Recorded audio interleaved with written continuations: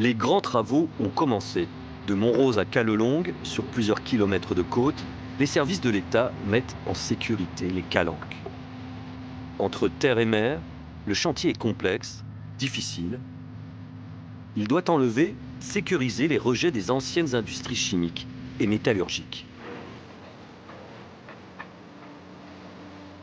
Il y a même des gens qui se mettent en maillot de bain dessus, sans mettre de serviette, avec des enfants. Surtout les enfants portent les mains à leur bouche, Et ça, etc. on a pris le taux de contamination de cette... Ça, ils l'ont calculé, mais c'est des taux énormes.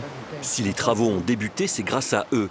Des habitants, des riverains, des citoyens, ils ont fait condamner l'État en décembre 2024 pour carence fautive. Pour voir l'étendue des pollutions industrielles, il suffit de descendre sous le parking, à côté de la calanque de Callelongue. En grattant simplement ces dépôts qui ont été jetés de la route, on s'aperçoit qu'ils sont très volatiles. Ce sont des fines, des poussières, des sables volatiles chargés de métaux lourds. Donc on fait l'essai. Voilà. Ça, c'est la principale pollution, ça. C'est la principale pollution aérienne. Il y a tout un concentré de scories possible, c'est-à-dire, on dirait celle-ci de la roche de lave. Il y a des petites scories qui sortent des fours. Il y a des éléments métalliques plus lourds qui sont du métal aggloméré, parfois refondu dans les fours. Donc, ici, il y a un concentré de tout ce qu'on peut trouver sur ces sites et dans ces dépôts.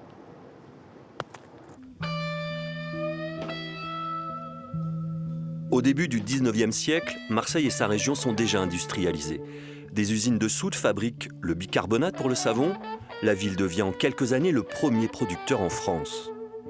Après la soude, viennent les usines à plomb. Nous sommes dans la seconde partie du 19e siècle. Marseille en devient la capitale.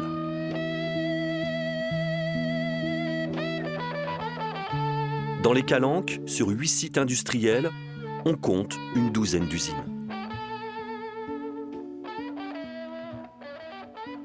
Cette industrie qui se développe au début du 19e siècle, notamment l'industrie chimique, c'est une activité nouvelle.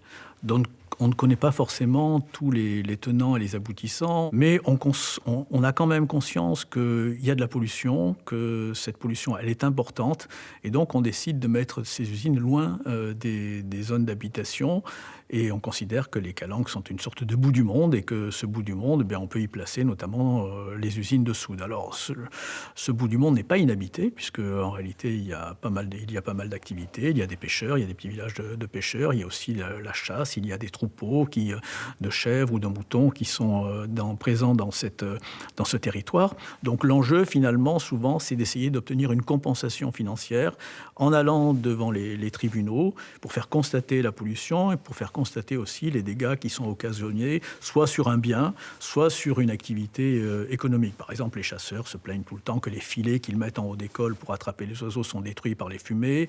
Les pêcheurs disent aussi que les gréements et les voiles sont attaqués par les fumées des usines, donc demandent des compensations financières. Ils disent aussi que depuis que les industriels rejettent leurs scories ou les déchets de la production à la mer, le poisson s'est raréfié et donc ils sont atteints dans leurs revenus.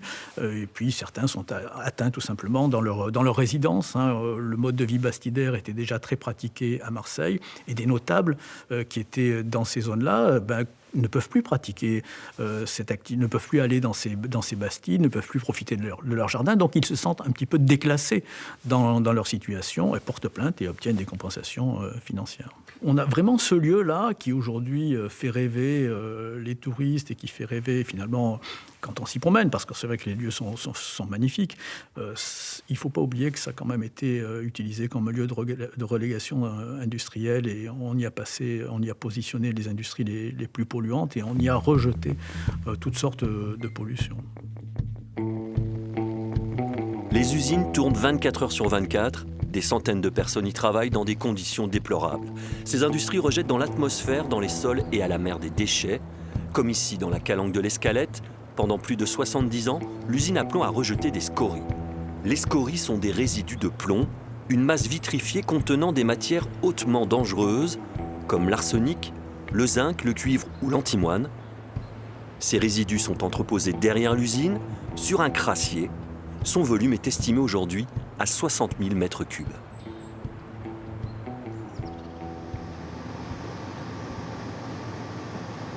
Au campus de Marseille-Saint-Charles, la chercheuse Isabelle Lafont-Schwab arpente les réserves où sont conservés les herbiers historiques. Un trésor pour les universitaires, une machine à remonter le temps. On a des échantillons qui ont été collectés avant les activités industrielles sur les calanques, et même pendant et après ces activités.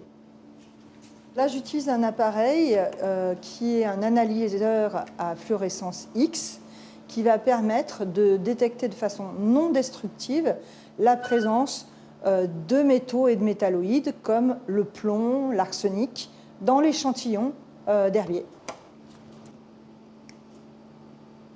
Là, on peut détecter la présence d'un petit peu de plomb à la période où elle était sur site. Là, nous sommes sur les Goudes à Marseille et l'échantillon a été collecté en 1970, même après la fermeture des usines. C'est assez difficile de voir cette surface qui est impactée parce qu'on a eu des particules qui se sont dispersées en fonction des vents dominants, notamment du Mistral, et en fonction du relief. Donc du coup, on a une distribution qui s'est faite notamment sur des crêtes qui sont très éloignées des friches industrielles. On a dû arpenter en fait le massif de Marseille-Vert notamment pour arriver à prélever des sols de surface un peu partout pour avoir une idée beaucoup plus claire de cette dispersion de la pollution. Une dispersion dans l'air de particules fines chargées en métaux lourds. À la Madrague de Montredon, des habitants s'inquiètent. Maman a eu un lymphome, mon papa a eu un cancer du côlon. Mon arrière-grand-mère paternelle, un cancer du côlon. Mon grand-père paternel a eu un cancer pancréas foie. Bon, il y a eu beaucoup de cancers quand même. Et dans mon environnement, je vous avais parlé aussi des personnes, des amis qui vivaient aux HLM en bas. Et quand je faisais les tournées pour donner les informations, eh bien, dans chaque bâtiment, quelqu'un disait « moi j'ai eu un cancer, mon fils une leucémie » ou quelqu'un d'autre une tumeur. Enfin, c'est presque dans toutes les entrées, vous voyez. Ce que je crois fermement, c'est que on ne peut pas passer outre ce que l'on respire. Parce que ce que l'on respire, c'est ce que l'on est. Donc, ce que l'on respire, ça peut vous empoisonner.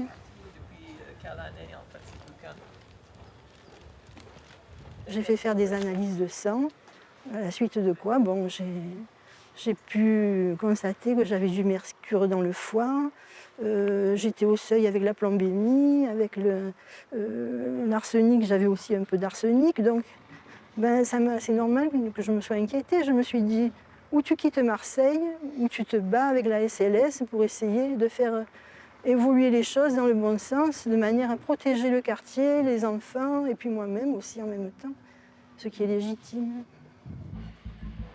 En 2009, la dernière industrie des calanques fait faillite. Créée en 1887, l'usine Le Grément à la Madrague a fabriqué du plomb, et du plomb est passé aux produits tartriques, destinés notamment aux activités agroalimentaires.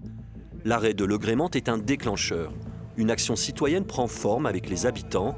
Pendant plusieurs années, ils vont, avec l'aide d'études scientifiques, prouver que les pollutions existent.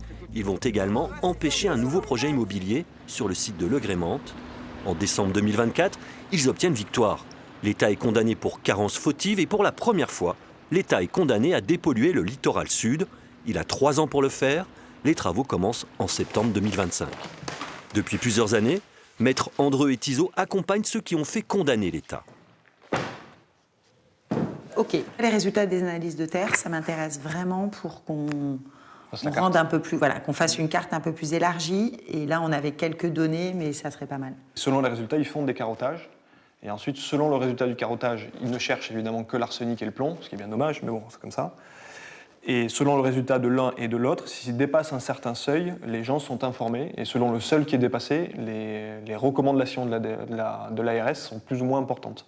Donc avec les trucs classiques, pas de doudou, les ongles courts, changer les chaussures, passer l'aspirateur, jeter le sac de l'aspiro. Et est-ce qu'on sait à peu près combien de La personnes condamnation de sont, l'État est une victoire, bloquées, mais il reste d'accord prudent. que des prélèvements. Heureusement, dans le cadre des travaux qui sont entrepris, on a une personne publique plurielle, mais qui avance de concert, avec la mairie qui accorde les bonnes autorisations d'urbanisme, avec la métropole qui met la main au porte-monnaie, comme la région, justement, pour abonder le fonds de travaux, et l'État, en gros, en maître d'œuvre de tout ça. Mais pour autant, jusqu'à présent, ce qui est aujourd'hui une bonne synergie est ce qui a bloqué à l'époque. On s'adressait à l'État, allait toquer à la porte de la mairie, on s'adressait à la mairie, allait toquer à la porte de l'État. Et ainsi de suite. Alors, peu importe la couleur politique de ceux qui sont sur l'hôtel de ville au Vieux-Port, c'était exactement la même chose. Ce qui fait changer les choses, en fait, c'est le citoyen, c'est l'action citoyenne. Et typiquement, ce genre d'action, c'est une action citoyenne. Elle est portée par des associations de défense des citoyens. On est particulièrement satisfait de ce qui est prévu sur Samena, puisque là, on parle bien d'un retrait des éléments les plus sensibles et les plus dangereux, mais absolument pas sur ce qui est prévu sur l'Escalette, par exemple. Le crassier de l'Escalette, en gros, on va le recouvrir de terre, on va l'aménager avec un talus et d'autres romarins qui se battent en duel. Bon, là, on est sur une mise en sécurité vraiment au rabais, alors qu'il n'y a aucune difficulté technique d'envoyer des pelleteuses dans le ballon. Donc la question se pose, surtout que ce crassier il est lourdement pollué, et un simple passage au-dessus de ça montre que les eaux météorologiques, celles qui tombent du ciel, littéralement par la pluie, vont directement à la mer en polluant tout ce qu'ils trouvent sur leur chemin. Ce que pointent les avocats, ce sont les termes du jugement. Le tribunal administratif ordonne à l'État de dépolluer et de mettre en sécurité le littoral sud. Dépolluer signifie excaver, enlever toutes les scories et la terre polluée. En revanche, mettre en sécurité signifie éviter le contact direct et la dispersion des particules fines. On dit dépollution pour faire comprendre aux gens qu'il y avait vraiment un niveau très élevé de pollution, mais en vérité c'est une mise en sécurité parce que lorsque le bureau d'études a essayé d'examiner où étaient les dépôts les plus massifs des scories sur tout le littoral, donc du Mont-Rose jusqu'à Callelongue, le bout de la route, on s'est aperçu que les volumes étaient énormes. On ne peut pas, aujourd'hui, il y a quasiment plus de plateformes qui peuvent accueillir en France autant de terres polluées en toute sécurité. Donc il a fallu réfléchir et parfois même le fait d'excaver selon les cas de figure de ces différents sites qui ont été identifiés, pouvait être plus dangereux pour la santé que de les laisser en l'état. Donc en fait, ce qui a été prôné la majorité des cas, c'est un encapsulage. On recouvre avec un béton, un ciment, qui ressemble à cette couche calcaire typique de ce littoral. Et parfois, effectivement, on aspire, on va excaver, mais c'est vraiment à la marge. On a mis en place un protocole qui a été discuté avec les comités d'intérêt de quartier, avec les populations, qui les implique aussi à détecter éventuellement des anomalies en termes de pollution. Et je trouve qu'on a plutôt bien travaillé. On peut toujours être meilleur, mais en tout cas, je pense que le temps qu'on a passé à le faire, le nombre de réunions qu'on a fait avec des experts, avec la population, je pense nous permet d'avoir un niveau de sécurité qui est assez haut. Il est prévu d'enlever 2500 tonnes de scories. Un protocole spécifique au chantier est mis en place.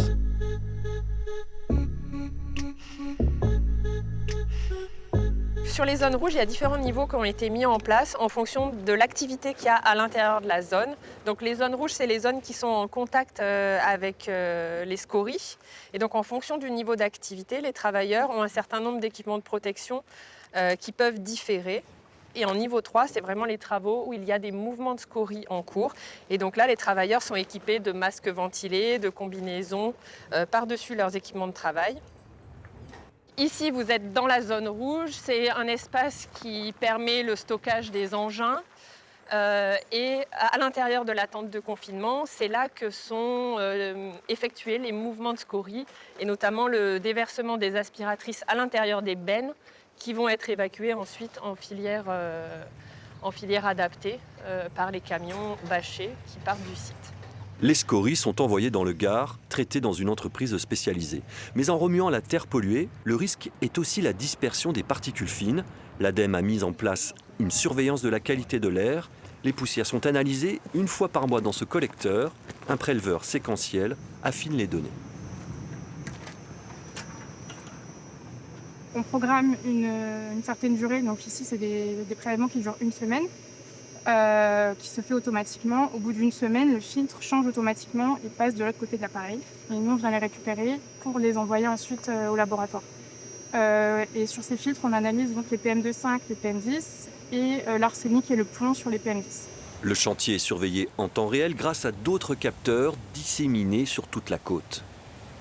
On a un pilotage qui se fait sur la base de ces appareils, des petits Nemo, en fait, qui, à chaque fois qu'il y a des dépassements des valeurs qu'on s'est fixées, des valeurs seuil, des valeurs de vigilance, des valeurs d'alerte, on reçoit un petit SMS, en fait, qui nous permet, nous, d'être alertés le plus rapidement possible et du coup d'entrer en relation avec les différents opérateurs, soit l'entreprise, l'ADEME, et qu'on puisse identifier les phases potentiellement émissives, en fait, et comprendre ce que signifie cette donnée. Le chantier n'a jamais dû être arrêté pour cause de vent violent, puisque du coup on a mis en place des appareils de brumisation qui sont extrêmement puissants et qui permettent, en tout cas dans les conditions de vent qu'on a eues jusqu'à maintenant, d'abattre suffisamment les poussières pour qu'on n'ait pas de problème et qu'on n'ait pas de nécessité d'arrêt de chantier. Mais pour l'association Santé Littoral Sud, un niveau supplémentaire de surveillance devrait être mis en place. Cela s'est fait à Paris, pour le chantier de la cathédrale de Notre-Dame. À la suite de la découverte de plomb, un suivi médical de la population est ordonné. L'association marseillaise demande au préfet le même protocole. Il manque un niveau de prévention qui serait la surveillance sanitaire dans les quartiers particulièrement exposés.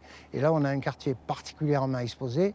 Et d'ailleurs, quand on regarde les textes même de la préfecture, on ne comprend pas qu'il y ait refus de mettre en place, parce que la préfecture dit que le but, c'est de supprimer l'exposition. Certains habitants se font déjà tester au plomb ou à l'arsenic. Des comités de suivi reçoivent chaque semaine les résultats de la qualité de l'air du chantier. Les médecins des calanques ont eux aussi été sensibilisés aux risques liés à la pollution. Ce n'est pas parce qu'on va retrouver sur des surfaces du plomb qu'on va forcément se contaminer. On a surtout un risque de contamination du fait d'une activité main-bouche. Et donc finalement, si on n'est pas à quatre pattes et qu'on ne met pas les mains à la bouche, la probabilité de contamination reste relativement faible. Donc finalement, la population qui est la plus à risque de se contaminer, ce sont plutôt les enfants, les jeunes enfants.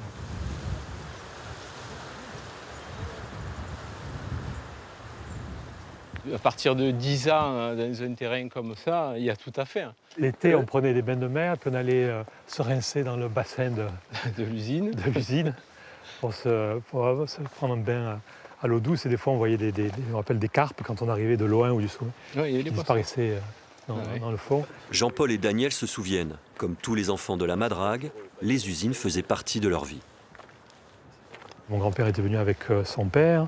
À 13 ans, il était seul. C'est une des rares histoires dont je me souviens. Et puis, il travaillait à la verrerie, mais il était trop gamin. Il avait attrapé une infection pulmonaire, soufflé dans le verre. Il avait 12-13 ans. Donc, il avait été déplacé dans un autre atelier.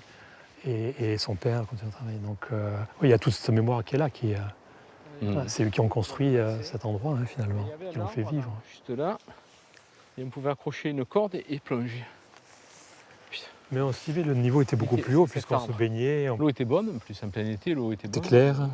Ouais. Et c'était un peu notre terrain de jeu. On s'était mis par là. Allez, on te descend, on tenait les pieds, tête en bas, plein hiver. À aucun moment, j'ai entendu parler de pollution comme ça, historique, passée. Non, aucun moment.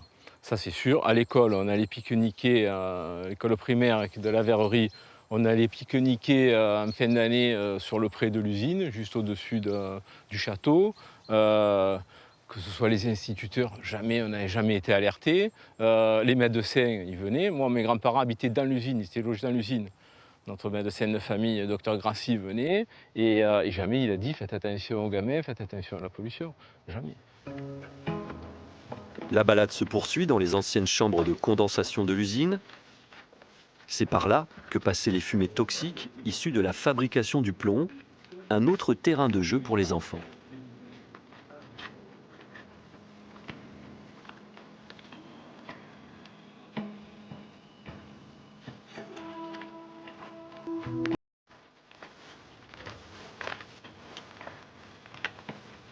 y a des projets immobiliers, il y en a un qui n'a pas été autorisé. De l'autre côté, on ne peut pas laisser quelque chose comme ça de bâti et d'abandonné en même temps. Il y a des risques divers.